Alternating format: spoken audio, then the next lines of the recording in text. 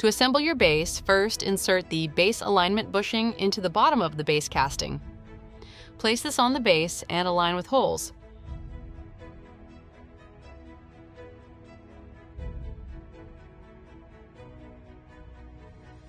Firmly tighten all 4 bolts with the tool provided.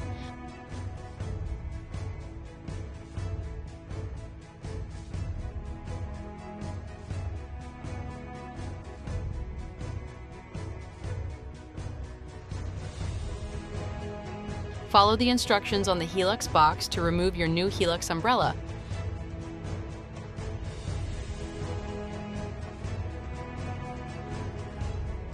To assemble your umbrella, insert the base pole into the base. Secure the pole by hand, tightening both knobs on the base casting. Next, remove the warning tape on your safety sleeve. This innovation eliminates the pinch point when inserting the canopy into the base pole.